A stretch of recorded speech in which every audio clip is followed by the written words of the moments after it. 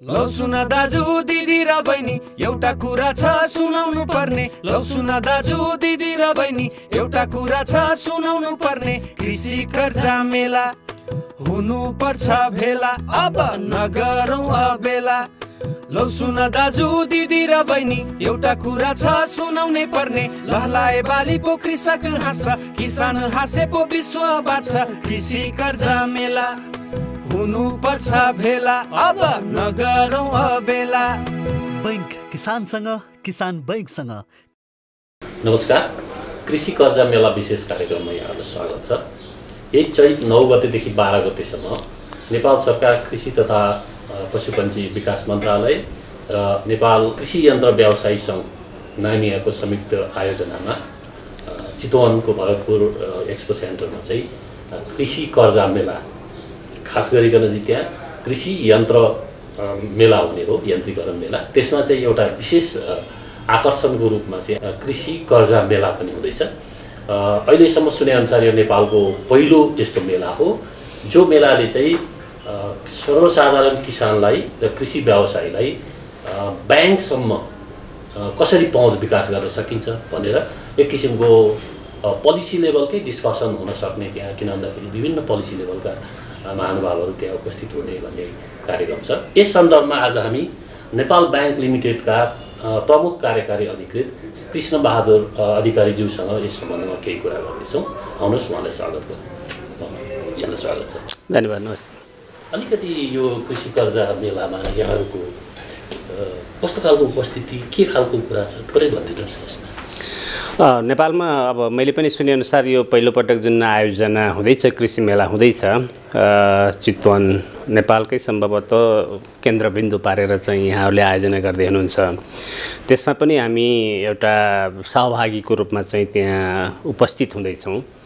वास्तवमा नेपाल एउटा कृषि प्रधान देश पहिलादेखि नै हाम्रो परिचय त्यस्तै प्रकारको बनिराखेको अवस्थामा यो खालको मेला प्रदर्शनीहरू आयोजना हुँदाखेरि यसले कृषकहरूमा एउटा उत्साह, नयाँ जाँगर र नयाँ एउटा चाहिँ ज्ञानको पनि अभिवृद्धि गराउनेछ भन्ने हामीले एउटा चाहिँ विश्वासका साथ एउटा सहभागी आयोजकै नभनौँ, प्रायोजक पनि नभनौँ, एउटा सामान्य सहभागीको रूपमा चाहिँ हामी नेपाल ब्याङ्क लिमिटेड पनि सहभागी हुन लागिरहेको चाहिँ अवस्था हो। अहिलेसम्म चाहिँ नेपाल ब्याङ्क लिमिटेडले खास गरी कृषि कर्जामा कस्तो खालको काम गरेको छ? सुनि सबभन्दा पुरानो ब्याङ्क पनि भयो। अब नेपाल ब्याङ्क लिमिटेड अब पुरानो भन्नुभयो, हामी नेपालमा ब्याङ्किङ सेवाको प्रादुर्भाव गर्ने ब्याङ्क हो। 85 वर्षमा अहिले हामी सेवा गरिराखेका छौँ। अब यसो हुँदाखेरि स्थापना कालदेखि नै सुरुमा त नेपालमा उद्योग धन्दाहरूको त त्यति पनि थिएन। त्यस कारणले गर्दाखेरि प्रारम्भिक चरणदेखि नै हामीले कृषिमा राम्रो योगदान गर्दै आइरहेको अवस्था हो। तपाईले अब उद्योग धन्दाहरूको कुरा गर्दाखेरि धेरै खालको उद्योग धन्दाहरू पर्छन्। त्यसभित्र पनि जस्तो जुट मिलको कुराहरू गऱ्यौँ हैन, सुगर मिलका कुराहरू गऱ्यौँ, यी पनि कृषिभित्रकै कुराहरू त हुन् नि। अब यस्ता उद्योगहरूमा हामीले पहिलादेखि नै लगानी गर्दै आइराखेको हो र ठुला उद्योगहरू मात्रै होइन, गाउँ घरमा सानो सानो लेभलमा तल्लो तहका जुन एउटा चाहिँ कृषकहरू हुनुहुन्छ उहाँहरूलाई तरकारी बाली लगाउनेदेखि लिएर केराखेती लगाउनेदेखि लिएर अथवा लाइभस्टकका जुन गाई भैँसी पालनहरूको कुराहरूदेखि लिएर यस्ता विविध क्षेत्रहरूमा चाहिँ हामीले कृषकहरूलाई चाहिँ सहयोग, वित्तीय सहयोग, वित्तीय ज्ञान, अब वित्तीय सेवाहरू चाहिँ प्रदान गर्दै आइरहेका चाहिँ छौँ। यो प्रारम्भिक कालदेखि नै हो। अहिलेसम्म हामीले हुन त अहिले नेपाल राष्ट्र ब्याङ्कले सबै ब्याङ्क तथा वित्तीय संस्थाहरूलाई एक खालको निर्देशनहरू पनि जारी गरेको छ। तपाईहरूले यो आर्थिक वर्षको शान्तसम्म यति प्रतिशत पुरा टोटल कर्जाको यति प्रतिशतसम्म लगानी गर्नुपर्छ भन्ने कुराहरू गरिराखेको छ। त्यति नहुँदाखेरि पनि नेपाल एउटा कृषि प्रधान देश हो। यहाँका सर्वसाधारण नेपालीहरूको जीवनस्तर नौकासीसम्म समग्र देशको आर्थिक विकास पनि सम्भव हुँदैन भन्ने एउटा हाम्रो ध्येय, हाम्रो चाहिँ सोचाइ त्यस्तो रहन्थ्यो। त्यस हिसाबले गर्दाखेरि नेपालको यो पहिलो बैंक भएको, नेपाल सरकार र सर्वसाधारण जनताहरूको चाहिँ एउटा संयुक्त लगानीको बैंक भएको कारणले गर्दाखेरि पनि सर्वसाधारणहरूको जीवनस्तर उकास्नको लागि कृषिमा हामीले एउटा वित्तीय अब चाहिँ सेवा पुर्याउनुपर्छ भन्ने हिसाबले हामीले लगानी गर्दै आइरहेका थियौँ।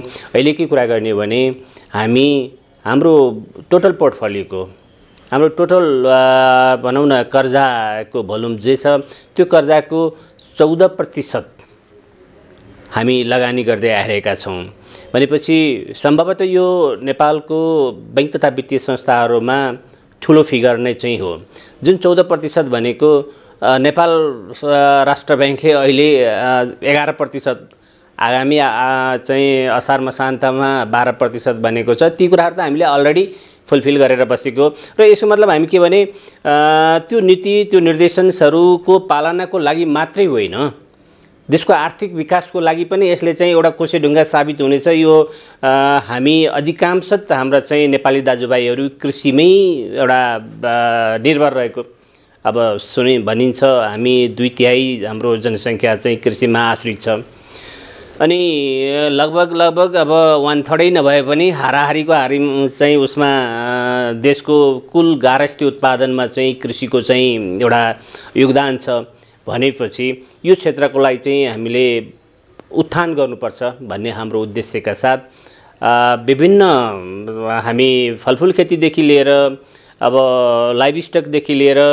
अरू सङ्गठित उद्योगहरू, अघि मैले भने जुट उद्योगका कुराहरू हुन सक्छन्, अब फुड प्रोसेसिङका कुराहरू हुन सक्छन्, सुगर इन्डस्ट्रीका कुराहरू हुन सक्छन्। यस्ता सङ्गठित क्षेत्रहरूमा पनि हामीले लगानी गर्दै आइरहेका छौँ। अब नेपाल सरकारले पनि यसलाई एउटा चाहिँ महत्त्वका साथ किन दिइरहेको छ भने कृषकहरूलाई उहाँहरूको जीवनस्तर उकास्नको लागि भनेर कृषिमा जे जति चाहिँ अब ऋणहरू उहाँहरूले चाहिँ कृषि क्षेत्रमा लगाउनुहुन्छ त्यसमा एउटा सिलिङ छ, थ्रेसहोल्ड छ। जस्तो 5 करोड रुपियाँसम्मको लागि नेपाल सरकारले बैंक तथा वित्तीय संस्थाहरूले लिने ब्याजमा 5% अनुदान दिएको छ। अनि अब त्योभन्दा बढी 10 करोडसम्मको रुपियाँमा चाहिँ त्यो बिचको 5 करोडको लागि थप 2% होइन, त्यसको लागि 2% मात्र चाहिँ ब्याज अनुदान दिएको छ। यसो हुँदाखेरि राज्यले पनि एउटा ठुलो चाहिँ लगानी यसमा गरिरहेको चाहिँ अवस्था हो। अब यसैमा अलिकति यहाँलाई रोके, धन्यवाद। कन्टिन्यू गरौँला। जस्तो 5% सुरु गरौँ। 5% को सरकारले छुट दिँदा, ब्याज अनुदान दिँदा यहाँको ब्याङ्कबाट पाउने ग्राहकले चाहिँ कति प्रतिशतमा उसले चाहिँ पैसा पाउँछ त? कति प्रतिशत ब्याजमा पैसा पाउँछ? अब यदि ग्राहकहरूलाई पर्ने मात्रै कुरा गर्ने हो भने त्यो करिब अहिले हामीले लिने भनेको बेस रेटमा 2% लिन्छौँ प्राय हैन। बेस रेटमा 2% भनेपछि जब अहिले हामीले बेस रेट 6.92 लगाएको छौँ त्यसमा 2% जोड्दाखेरि 8.92 भयो। 8.92 मा 5% नेपाल सरकारले कम्पेन्सेट गर्छ भनेपछि 3.92 अहिले चाहिँ नेट ग्राहकहरूले तिर्नुपर्ने अवस्था यो। त्यस कारणले गर्दाखेरि सर्वसाधारण कृषकहरू जो बैंकिङ सेवामा चाहिँ अहिलेसम्म आकर्षित हुनुहुन्न उहाँहरूको लागि यो सुनौलो अवसर हो। गाउँघरमा हामीले सुन्ने गर्छौँ मासिक 2% मा रकम पाउनु पनि त्यो गाह्रो कुरो होला। 3% को हाराहारीमा चाहिँ रकम सापट्टि लिएर कुनै कारोबार गर्नुभन्दा कृषि जुन हाम्रो एउटा चाहिँ देशको आवश्यकता पनि छ। अहिले कृषिमै मात्रै हामी कतिपय कुराहरू चाहिँ आयात गरेर पनि अहिले चाहिँ हामीले चाहिँ चलाउनु परिरहेको अवस्थामा कम से कम निर्यात गर्न नसके पनि आयातलाई प्रतिस्थापन गर्नको लागि भयो भने पनि हामीले त्यसमा चाहिँ जुर्मुराउनु पर्ने अवस्था छ। र त्यस हिसाबले गर्दाखेरि 3% जम्मा ब्याज भनौँ बैंक तथा वित्तीय संस्थाहरूले पाउने रकम त बढी नै हो जुन गभर्नमेन्टले तिर्दिन्छ। तर ग्राहकहरूलाई चाहिँ 3% भनेको त्यति ठुलो कुराहरू भएन। अलिक गाह्रो छ भन्छ बाहिर बजारमा के सुनिन्छ भने नेपाल बैंक लिमिटेड सस्तो छ तर त्यहाँ पहुँच बनाउन निकै गाह्रो छ भन्छ। यो के हो अलिकति भनिदिनुहोस् न। यो चाहिँ पुरानो ह्याङओभर चाहिँ हो। यहाँले भनेको कुरा चाहिँ त्यो पुरानो एउटा चाहिँ मेन्टालिटी त्यो साइकोलोजी ग्राहकहरूसँग रहेको हुनसक्छ। कस्तो भने नेपाल बैंक पुरानो बैंक भएपछि त्यहाँ धेरै कुराहरू पुरानै संस्कार होला, पुरानै रीतिरिवाज होला, पुरानै शैली होला भन्ने एउटा चाहिँ जेनरल कन्सेप्ट चाहिँ अझै पनि छ जस्तो लाग्छ। तर त्यो कन्सेप्ट भनेको जो ग्राहक अहिले नेपाल बैंकमा प्रवेश गरिसकेका छैन, बाहिरै अब त्यो अनुमान लगाएर बसिरहेको छ, त्यस्तो ग्राहकहरूलाई त्यो पर्न सक्छ।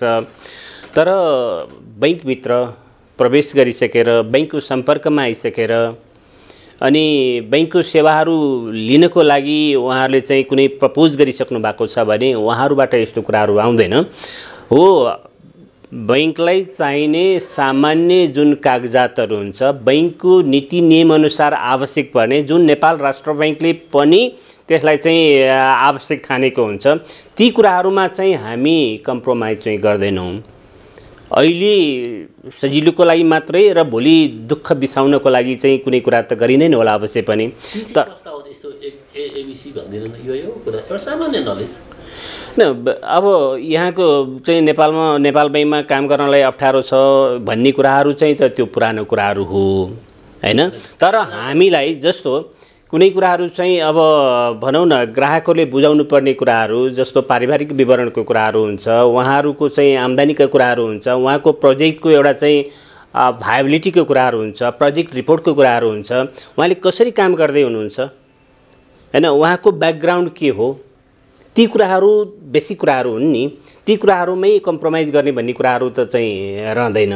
जस्तो एउटा मानौँ न, एउटा मान्छे आयो, मेरो हजुर 5 बिघा जग्गा छ, म कृषि व्यवसाय गर्न खोज्ने भए, पहिले के गर्दा ऋण पाइन्छ भने हजुरहरूको यो ब्याङ्कभित्र यो गऱ्यो भने चाहिँ तिमीले ऋण पाउँछौ भनेर सिकाउने अथवा उसलाई चाहिँ एक किसिमको हौसला दिने त्यस्तो कुनै एउटा परामर्श दिने कुनै त्यस्तो युनिट त्यस्तो केही छ यहाँको? नेपाल बैंक लिमिटेडमा यो कृषि कर्जालाई उच्च प्राथमिकतामा राखेर हामीले हाम्रो प्रधान कार्यालयमा चाहिँ एउटा चाहिँ स्ट्रक्चर पनि बनाएका छौँ। त्यो चाहिँ हामीले कृषि डिभिजन, एग्रो डिभिजन भनेर चाहिँ एउटा डिभिजन पनि सिर्जना गरेका छौँ केही वर्ष अगाडिदेखि। के भने फुल फोकस कृषिमै मात्रै बनोस् भनेर र त्यो स्पेशलाइज्ड वेबाट काम गरोस्। कृषकहरूले केही कुराहरू चाहिँ सिक्न खोज्दाखेरि उहाँहरूलाई परामर्श पनि दिन सकियोस् भन्ने हिसाबले चाहिँ हामीले उहाँहरूलाई चाहिँ एउटा स्पेशल फोकस गरेर चाहिँ बनाएको अवस्था चाहिँ छ। अब कतिपय मान्छेहरू मेरो यति जग्गा छ ल म कृषि गर्छु भनेर आउँदैमा जग्गा हेरेर बैंकहरूले लगानी गर्ने भन्ने चाहिँ हुँदैन, किनभने त्यो त प्रोडक्टिभ रूपबाट चाहिँ कसरी गर्ने हो त, उहाँको चाहिँ योजना के हो, उहाँले के कुराहरू गर्दै हुनुहुन्छ, उहाँसँग के कस्ता सिप क्षमताहरू छ अथवा उहाँले व्यवस्थापन कसरी गर्नुहुन्छ, ती कुराहरू चाहिँ उहाँको प्रोजेक्ट रिपोर्टहरू चाहिँ हामीले एनालाइसिस गर्छौँ। र त्यो प्रोजेक्ट रिपोर्ट बनाउनको लागि पनि टिम छ, त्यो डिभिजन छ, त्यो डिभिजनले उहाँलाई परामर्श पनि दिन्छ। त्यो प्रोजेक्ट रिपोर्ट कतिलाई त जानकारी नहुन पनि सक्छ, यसरी बनाउनुस् भन्ने खालको कुराहरू पनि हुन्छ। र बजारको आवश्यकता देखियो, त्यो जुन निश्चित योजना चाहिँ आएको हुन्छ, त्यो योजनाको सफल हुने चाहिँ एउटा चाहिँ लक्षण देखियो, सम्भावना छ भने हामी उहाँलाई चाहिँ प्रोत्साहित गर्छौँ। अब यो मेलामा चाहिँ यहाँले के गर्दै हुन्छ? यो मेलामा हामी हाम्रा योजनाहरू हामी सम्भवतः त्यहाँ एउटा सानो प्रेजेन्टेसन्सको चाहिँ एउटा समय पनि हामीलाई छुट्याइएको छ जस्तो लाग्छ। र त्यसमा चाहिँ हामी हाम्रो योजनाहरू चाहिँ त्यहाँ प्रस्तुत गर्छौँ। र हाम्रो त्यहाँ चितवनमा यहाँले जुन कार्यक्रम राख्नु भएको छ, त्यो चितवनमा राखेको कार्यक्रममा उद्घाटन सत्रमा म आफै पनि सहभागी हुँदैछु। र हाम्रा 6-7वटा शाखाहरू चितवनमा हुनुहुन्छ हैन, ती शाखाहरूमा चाहिँ उहाँहरू पनि त्यहाँ चाहिँ त्यो समयअनुसार चाहिँ सहभागी हुन सक्नुहुनेछ। त्यहाँबाट सिक्ने कुराहरू पनि छन् हामीलाई, किनभने हामी आफ्नो वेबाट मात्रै गरिरहेको ठाउँमा त्यहाँ भनौँ न डिफ्रेन्ट पर्सपेक्टिभबाट चाहिँ विभिन्न चाहिँ पेपर प्रेजेन्टेसन्सहरूको कुरा पनि छ जस्तो मलाई लाग्छ। हामीले सिक्ने अवसर पनि हुनेछ र हामी अहिले नेपाल बैंक लिमिटेडले गरिआएका कुराहरू, हाम्रा सेवाहरू के कस्ता चाहिँ हामी कृषि कर्जाहरू चाहिँ प्रदान गर्छौँ, ती कुराहरू चाहिँ हामी सम्भावित ग्राहकहरूलाई चाहिँ बताउन सक्नेछौँ। त्यसमा पनि पर्टिकुलरली नेपाल बैंक लिमिटेडको आकर्षण नै भनौँ न, कुनै त्यस्तो पर्टिकुलर केही छ यहाँहरूको त्यस्तो अरूभन्दा बेग्लै हामीले यो सेवा गरेका छौँ भन्ने खालको त्यस्तो? अब चितवनमा यो कार्यक्रम आयोजना हुँदैछ। हामीले चितवनमा हाम्रा चाहिँ विभिन्न अब कृषिका भनौँ यो पोल्ट्री, विशेष गरी पोल्ट्री चाहिँ हामीले त्यहाँ धेरै गरिराखेका छौँ। केही केराखेतीहरू गरिराखेका छौँ, केही मत्स्य पालनका कुराहरू गरिराखेका छौँ र यी कुराहरूलाई अझ बृहत स्तरबाट चाहिँ गर्नको लागि चाहिँ हामी ग्राहकहरूलाई चाहिँ आकर्षित गर्नेछौँ र यो विषय चाहिँ उहाँहरू जब नेपाल बैंकको सम्पर्कमा चाहिँ आउनुहुन्छ त्यसपछि नेपाल बैंकभित्र भइरहेका यी सबै कुराहरू चाहिँ उहाँहरूलाई जानकारी पनि हुनेछ। त्यसो भएको हुनाले तिनै विषयहरू हामी अगाडि बढाउने हो। के भन्न चाहनुहुन्छ यो मेलामा आउनुहोस् त्यस्तो टाइपको? यो एउटा कृषकहरूको लागि एउटा चाहिँ सुनौलो अवसरको रूपमा चाहिँ मैले ठानेको छु। विभिन्न कृषि विज्ञहरू रहेको र विभिन्न बैंक तथा वित्तीय संस्थाहरूको एउटा चाहिँ एकत्रित भएको चाहिँ एउटा चाहिँ मेला हो। त्यहाँ बैंक तथा वित्तीय संस्थाहरूको बारेमा बुझ्ने अथवा अहिलेको आवश्यकतालाई चाहिँ कसरी पुरा गर्न सकिन्छ भन्ने एउटा चाहिँ अन्तर्क्रिया पनि हुने भएको कारणले गर्दाखेरि कृषक महानुभावहरू यसबाट चाहिँ लाभान्वित हुनुहुनेछ भन्ने मलाई लागेको हो। र यस्तो कृषि मेलाले गर्दाखेरि कृषि क्षेत्रमा देखिएका समस्याहरू पनि केही छन्। फेरि ती समस्याहरू समाधानको लागि पनि एउटा चाहिँ विचार विमर्शहरू र त्यसको सिफारिसहरू र सम्बन्धित निकायहरूले त्यसको पालना गर्ने कुराहरू पनि त्यहाँ अवश्य पनि आउनेछन् जस्तो लाग्छ। अब कृषि गर्ने भनेर त भनिन्छ, तर अहिले कृषि चाहिँ कस्तो पनि भएको छ भने एउटा चाहिँ के भने जग्गा किनेर कृषिको नाममा जग्गा किन्ने अनि जग्गा होल्ड गर्ने 2 वर्ष राख्ने अनि त्यसपछि बिक्री गर्ने, त्यस्तो खालको एउटा चाहिँ मेन्टालिटी पनि देखिएको छ। अब त्यसलाई चाहिँ अलिकति कन्ट्रोल गर्न वास्तविक कृषकहरू यसबाट लाभान्वित हुन्। कृषिको नामबाट कृषिमा लगानी चाहिँ यति भएको छ भन्ने घर जग्गामा लगानी गरेर त त्यसले चाहिँ त उत्पादन त दिँदैन हैन। त्यो एउटा व्यावसायिक प्रयोजन जुन ट्रेडिङ प्रयोजनको हिसाबले चाहिँ अब र त्यो पनि कृषिभन्दा बाहिर कृषिको खोल ओढेर त्यसरी पनि गर्ने गरिन्छ। अब त्यसलाई चाहिँ एउटा रोकथाम गर्ने चाहिँ एउटा कुनै उपायहरू पनि त्यहाँ आउन सक्ला। वास्तविक कृषकहरू लाभान्वित हुने चाहिँ के उपायहरू हुन्छन् त्यसमा पनि हामीले सोच्नुपर्ने होला। र अझै अब अहिले एउटा चाहिँ के पनि छ भने यहाँहरूलाई भन्दाखेरि कृषि गर्ने भनिन्छ। हाम्रो जग्गाको चाहिँ स्वरूप हेरौँ न, जग्गाको स्वरूप अब मेरो 2 रोपनी कसैको 4 रोपनी कसैको 6 रोपनी त्यस्तो हिसाबको चाहिँ फ्र्यागमेन्टेड हिसाबले छ नि, त्यसलाई एकत्रित एउटा पुलिङ कसरी गर्न सकिन्छ, ल्यान्ड पुलिङ कसरी गर्न सकिन्छ त्यो कृषिको उत्पादकता वृद्धि गर्नको लागि।